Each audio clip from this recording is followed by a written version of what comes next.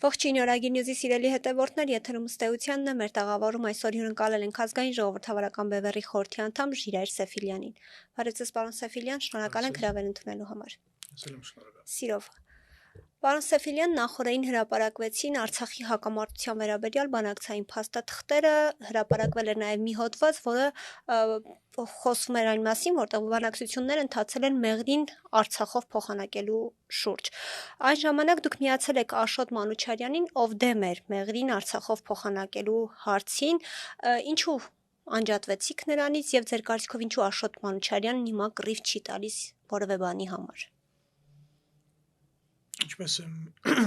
գեշացնեք, ոնց եմ միացած եղել Աշոտ Մանուչարյանը։ Դուք հենց այդ հարցի շուրջ, եթե ես չեմ սխալվում։ Աշոտ Մանուչարյանը այդ հարցը, եթե չեմ սխալվում, առաջի բարձրացնողներից էր հավանաբար։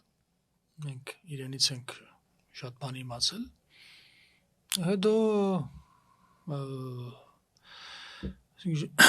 անցնող ժամանակները նաև, այսինքն կարող ենք ասել, շատ չհարգվեց Մեղրու հարցը։ Այդ օրերին ես նոր էի, այսինքն հասարակական քաղաքական գործունեությամբ զբաղվում, եթե չեմ սխալվում, հենց այդ ժամանակներն էր, ասենք այդ Մեղրու կամ QST այդ վտանգավոր բանակցություններից հետո մեր մոտ միտք ծնվեց, որ պետք է ստեղծել մի նախաձեռնություն, որը պետք է զբաղվի ոչ թե Մեղրի պաշտպանությամբ, այլ ազատագրված դարածքների պաշտպանությամբ։ Այդպիսի նախաձեռնություն ենք ստեղծել, որը կոչվում է ազատագրված դարածքների պաշտպանություն, որի մեջ ընդգրկվում են նաև հայտնի մտավորականներ,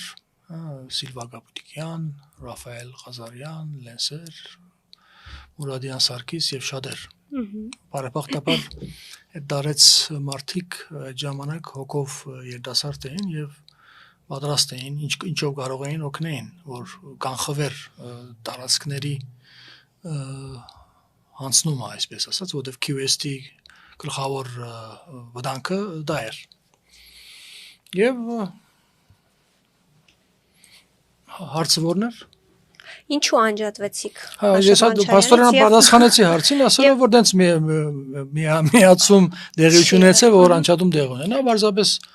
Մանուչարյանը, ինչպես ասեցի, այդ իրազեկված մարդկանցից էր այդ ժամանակ եւ իր միջոցով շատ բան ենք իմացել, նա հրաբարակային էր այդ ամեն ինչը մեծամասամբ բարձրացայնում։ Հետո մենք, ինչպես ասեցի, հարմար ենք գտել ստեղծելու այդ նախաձեռնությունը, ոչ թե Մեղրու պաշտպանությունը, այլ ազատագրված տարածքներ, որովհետեւ ամեն ինչ կախված էր եւ ցավոք ժամանակը ցույց տվեց, որ դա ճիշտ էր, այսինքն մենք միշտ եղել ենք այն գարձիկին, երբ ազատագրված տարածքները զիջում ես, արդեն գործնում ես ամենը։ Եվ մենք տեսանք ինչ տեղի ունեցավ Արցախում, շատեր կարծում էին հարավային հատվածը զիջենք, այս զիջենք, այն զիջենք, բայց Արցախի լղիմը նայես մնա չի կարող այդպիսի բան լինել։ Եվ ցավոք մենք ճիշտ դուրս եկանք եւ նույն վտանգավոր ժամանակը նաեւ այս օրերին շարունակվում է։ Պիտի դիմադրենք։ Երկար ժամանակ է խոսվում է Հայաստանի եւ Ադրբեջանի միջև խաղաղության պայմանագիրը, որ է պետք է ստորագրվի, բայց դա տեղի չի ունենում, իսկ Նիկոլ Փաշինյանն շատ ողջավորված ասում է, որ խաղաղությունն արդեն հաստատվել է։ Դուք հավատում եք նրա ասած խաղաղության դարաշրջանին։ Անշուշտ որ չենք հավատում, ես կարծում եմ ժողովրդի բացարձակ մեծամասնությունը չի հավատում, բայց լավ է հնչում խաղաղությունը, լավ է հնչում, անամատ մեր տարաբաց ժողովուրդը շատ բան տեսած, շատ ցավեր տեսած ժողովուրդը հաճելի է ականջի համար այդ ամեն ինչը։ Բայց բոլորս էլ հասկանում ենք, որ առաջիկա ժամանակները, առաջիկա տարիները ոչ միայն մեր տարածաշրջանում, այլ աշխարհով մեկ պատերազմական ժամանակներ են։ Աշխարհը պատերազմի է պատրաստվում, բոլոր պետությունները պատերազմի են պատրաստվում։ Իսկ այս հիմարը, այս բադուհասը տեսնում ենք ինչով է զբաղված։ Մեզ խաղաղության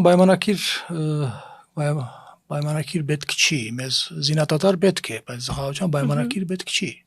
Բայց անշուշտ այդ զինադադարն էլ պիտի օգտագործենք լիարժեք ճիշտ ձևով, այլ ոչ թե նախորդ 30 տարիների ձևով, որ միայն գործրինք։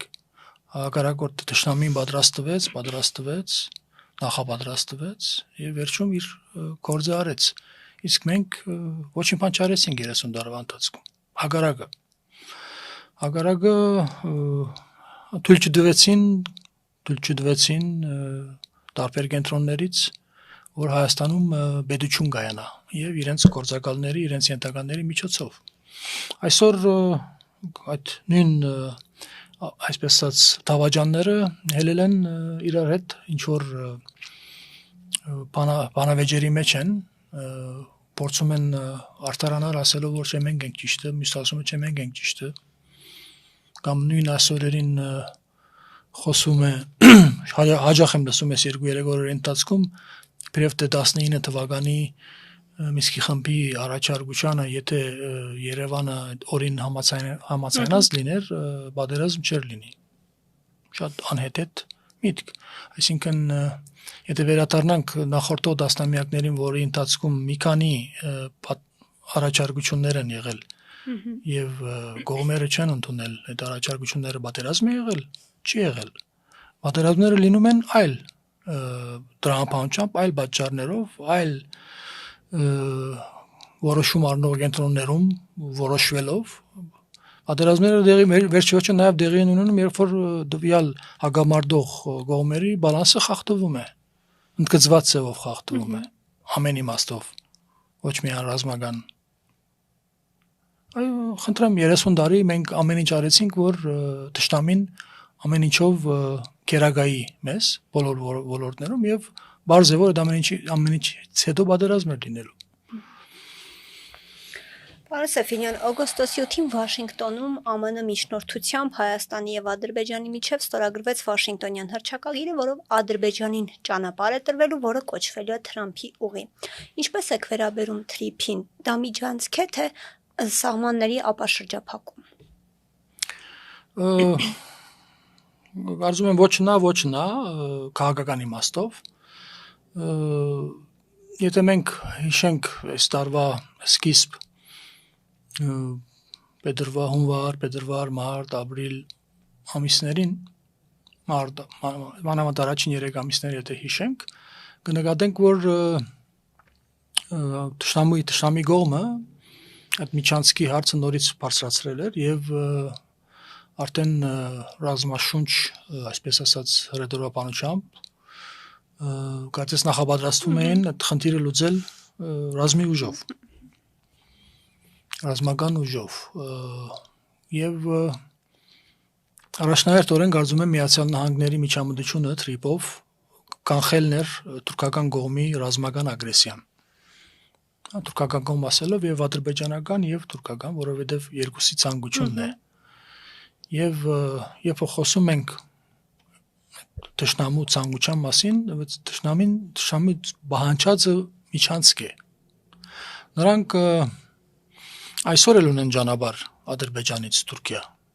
Հանկիստ Վրաստանի վրայով նույնիսկ երկաթուղի է կառուցված, Կարս-Ախալքալակ։ Խնդրեմ։ Բարձ է որ այստեղ նրանք ոչ թե ճանապարհ են ուզում, այլ միջանցք են ուզում, որովհետեւ ասենք դասական իմաստով այսօր նրանք Վրաստանի ճանապարհով ամեն ինչ չէ որ կարող են անցկացնել, վրացական պետությունը պիտի թույլ տա կամ թույլ չտա։ Իսկ երբ որ նրանք Հայաստանի վրայով միջանցք ձեռք բերեն, բարձավոտ ինչ ուզեն այդ ճանապարհով կդանեն կբերեն։ Նրանց բանջածը դա է, այդ ուրիշ հարց որ մեր բախտը բերեց Միացյալ Նահանգների շահերը համընկնեցին մեր շահերին եւ նրանք թույլ չտվեցին այդ ագրեսիան տեղի ունենա։ Բոլորովին այլ հարց է, որ Միացյալ Նահանգները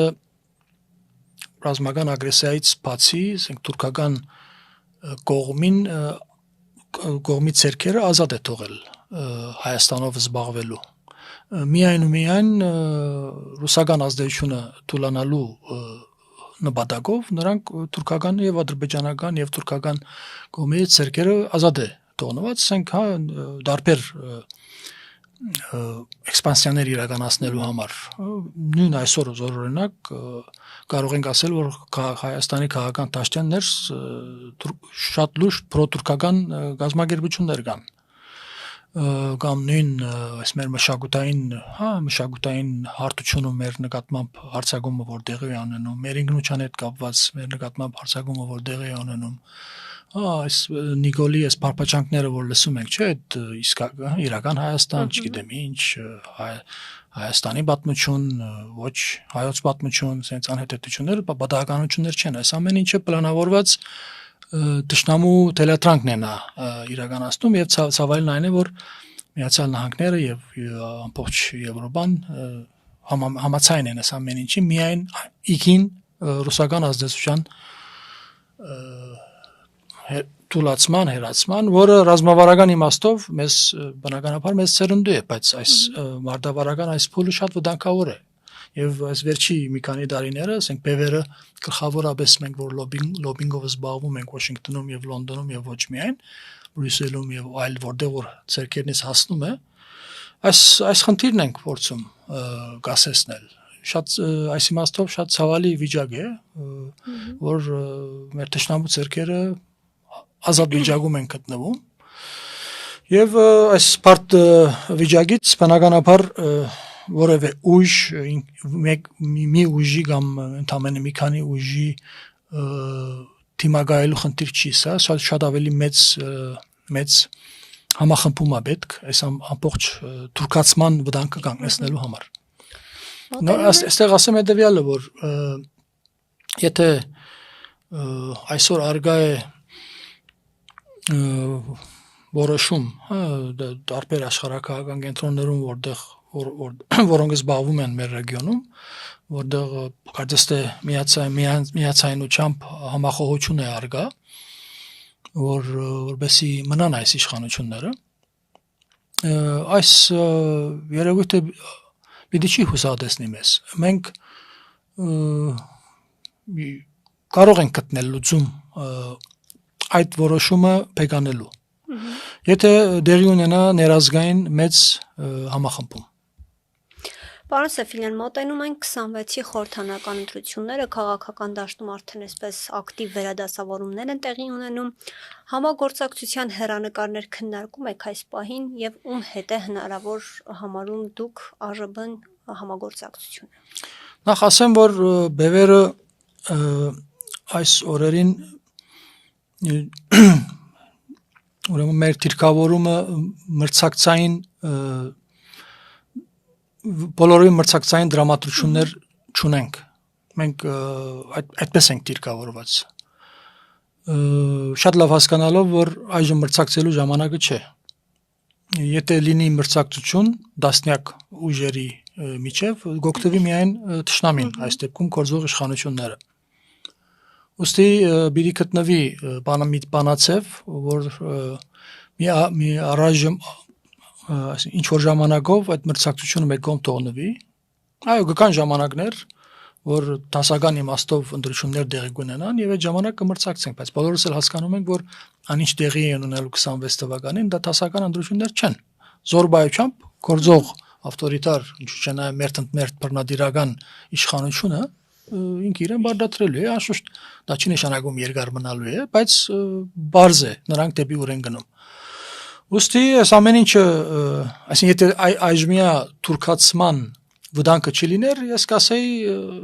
խնդիր չկա, թող մի անգամ է զորբայությամբ թող փորձեն վերարտադրվել, հետո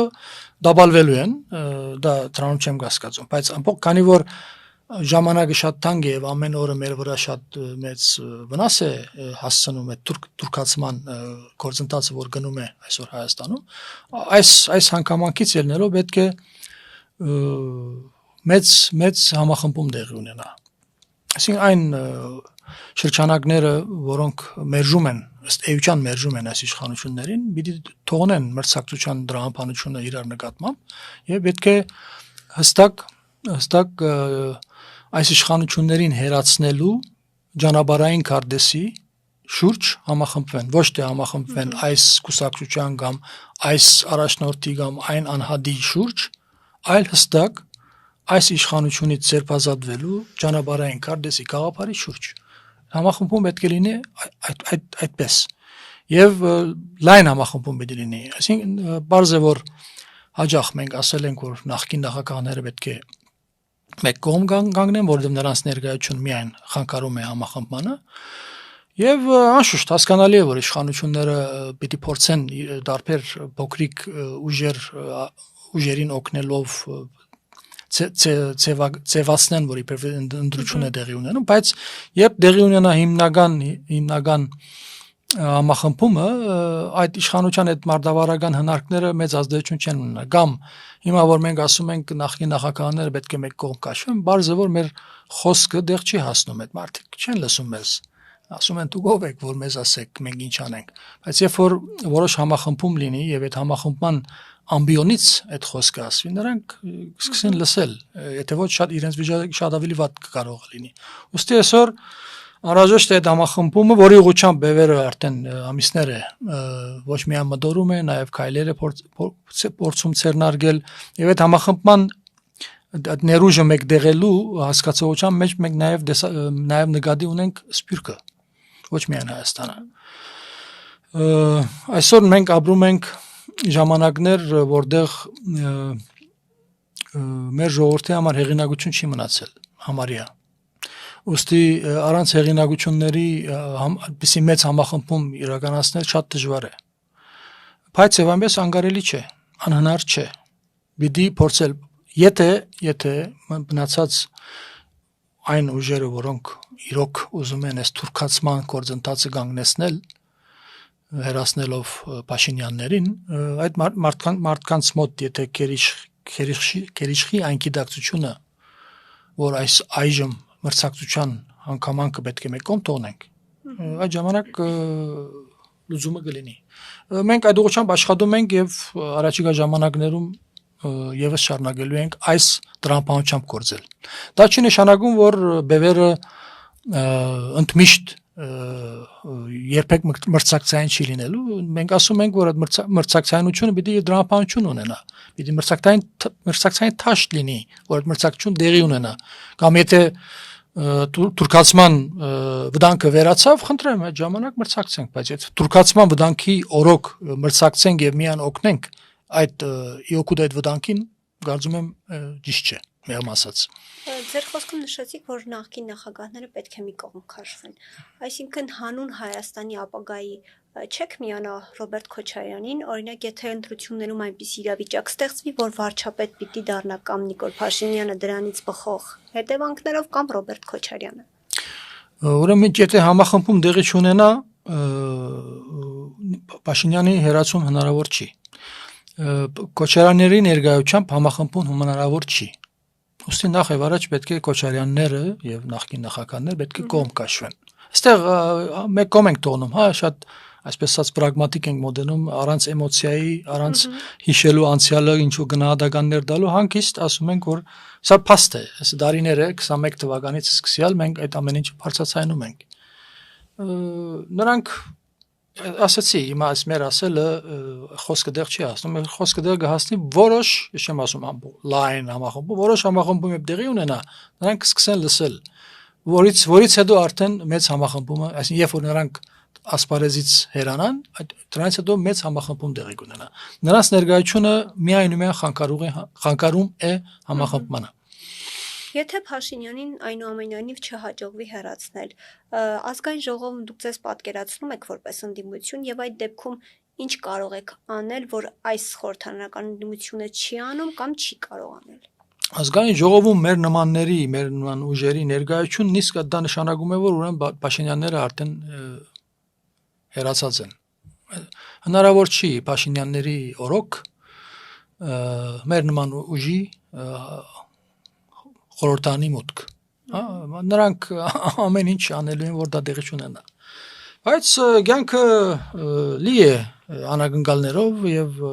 ոչ ոք չի կարող, մանավանդ այս ժամանակներում ոչ ոք չի կարող ասել 10 օրեդու ինչ կարող է լինել։ Հիմա այս այնինչ տեսակետներ, որ հայտնում եմ, որը մենք մարդավարական իմաստով այսօր դիրքավորվել ենք, 10 օրեդու կարող է փոփոխության ենթարկենք, ըստ իրավիճակի փոփոխության։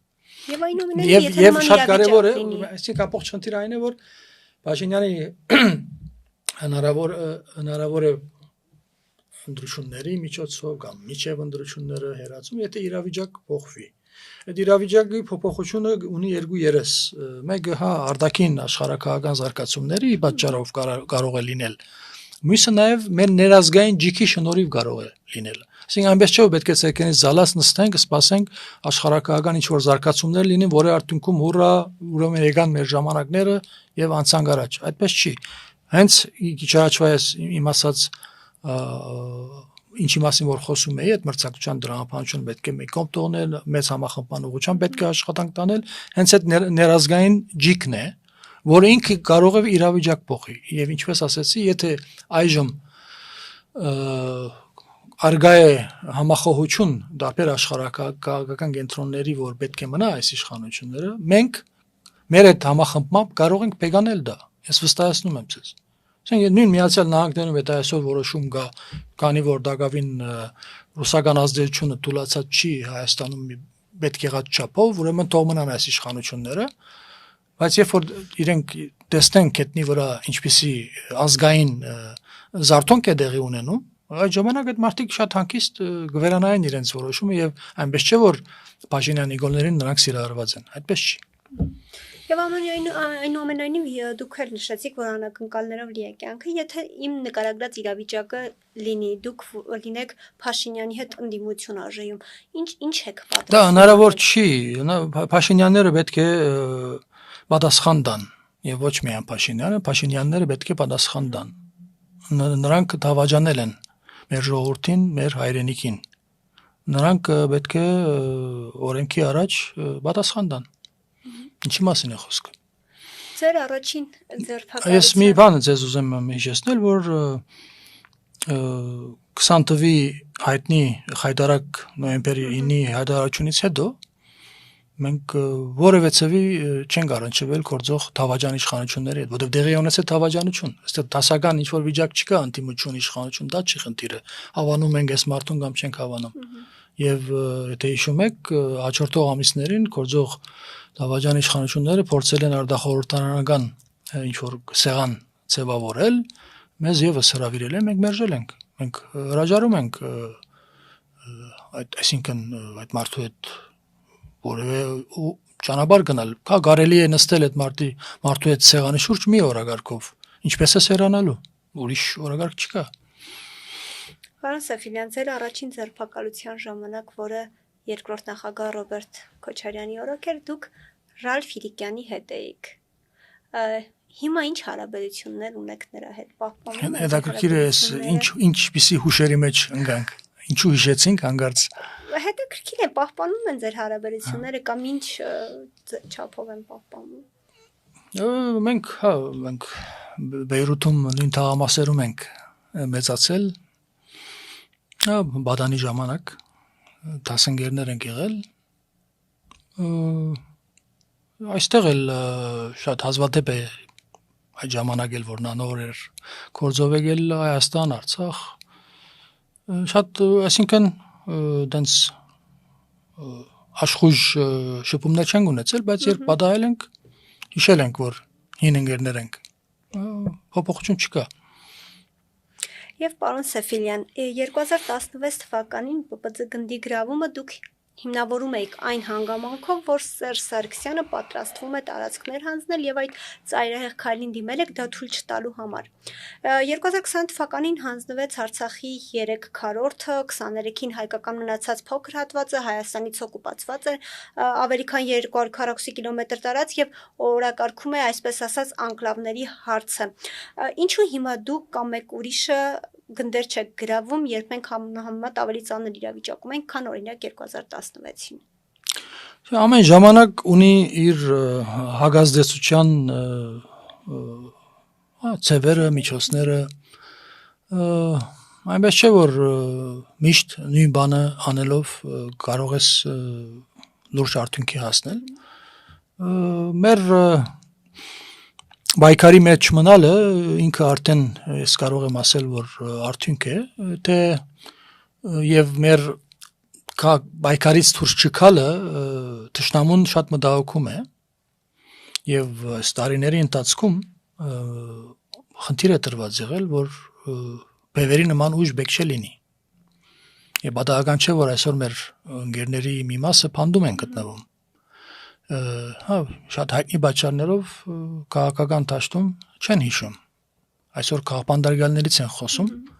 բայց առանց հիշելու։ Վարուժան Ավետիսյանին եւ իրենց ընկերներին, մեր ընկերներին, որոնք իրենց կյանքը դրեցին, զոհասեղանին մեր ժողովրդի համար, ԲԲՑ-ի արարքի ինչ էր, ինչ նպատակ էր դա բնդում, այդ մարդիկ որևէ հավակնություններ ունեին, որևէ պաշտոնների էին ցկտում, այդպեսի բան չկար։ Ժողովրդին ուզում էին ոտքի կանգնել, մենք ուզում էինք, ես բանդում էի այդ ժամանակ, մենք ուզում էինք ժողովրդին ոտքի կանգնեցնել, կանխելու այնինչ տեղի ունեցավ դարիներ հետո։ Մեզ հաջողվեց ընդամենը հետացկել մի քանի տարի։ Այդ զողությամբ ոտողաները գնացին, դրա արդյունքը մի քանի տարի շահելն էր։ Եթե ոչ, հավանաբար այդ ինչ տեղի ունեցավ 20 թվին, տեղի բիդուները 16-17 թվականին։ Եվ բարձ է, որ այս ամեն ինչը իմանալով է, որ 18 թվականին տեղի ունեցավ փոփոխություններ։ Այսինքն, երբ Միչայելոց երբ որ ասում ենք Փաշինյան, նաև պիտի հասկանանք Սերժ Սարգսյան։ Այս երկուսը պետք չէ դարանչադել, որտեղ Սերժ Սարգսյանը հայտնի պատճառներով ինքը մտածված փոխանցեց իշխանությունը Փաշինյանին, որ Լավրովյան պլանը կյանքի կոչվի, բայց Լավրովյան պլան ոչ միայն քերա կատարվեց, այլ տեսանք ինչ տեղի ունեցավ։ Այսինքն մեծ հաշվով ոչ Մոսկվայի ծրագրում, ոչ էլ Սերժ Սարգսյանի մտքում ամբողջական Արցախը դեղահանելու խնդիր չկար։ Նրանք 5 շրջանները գտանք, այսքան գումարի դիմաց, եւ ռուսական զորքերը կգան, մեզ կպահպանեն եւ որոշ բան, այսպես ասած, պայմաններ կստեղծվի եւ կյանքը կշարունակվի։ Բայց այդ մարդիկ չեն հասկանում, որ գրագի հետ են խաղում։ Ինչ է նշանակում պայմանավորված պատերազմ։ Խնդրեմ, մտան պայմանավորված պատերազմի մեջ եւ այդպես էլ չկարողացան դուրս գալ։ Դուրս եկանք աղետով։ Աղետով դուրս եկան այն դեպքում, որ եթե դավաճաններ չլինեին, կամ նույնը ասենք նոյեմբեր 9-ի, եթե համարենք, որ իմ այդ բոլոր ասածները, որ նախորդ պայմանավորված էր Փաշինյանը այն ինչ որ արեց պիտի աներ, եթե համարենք, որ ճիշտ չի, ապա նոյեմբեր 9-ին այդ ճարաբաստիկ թուղթը ստորագրելուց հետո Փաշինյանին ինչ էր խանգարում այդ թուղթի գեդերը կյանքի չկոչեր։ Ինչն էր խանգարում։ Ամբողջ ժողովուրդը իր կողքին գլներ։ Ինչն էր խանգարում նրան, որ Քարվաճարից դուրս չգար։ Հրաման չդար զորքերին դուրս գալ Քարվաճարից։ Ինչն էր խանգարում Փաշինյանին, որ Արցախից նոյեմբեր 9-ից հետո դուրս բերեինք կանանց, մայրերին, երեխեքին եւ դարեց մարդկանց եւ մեր զորքի ցերկերը ազատ թողնեինք։ Տեսնեմ հագարագործի ինչքան ժամանակ պիտի իմանար։ Մեր սարերում, մեր անդարներում համապատասխան մարդավարություն վարելով մենք հանգիստ հյուծելու էինք ադրբեջանական բանակը։ Ադրբեջանական, գիտեք ինչ, շատեր չեն հիշում, որ ուրեմն օրինակի համար Դավուշի ադրբեջանական ճակատից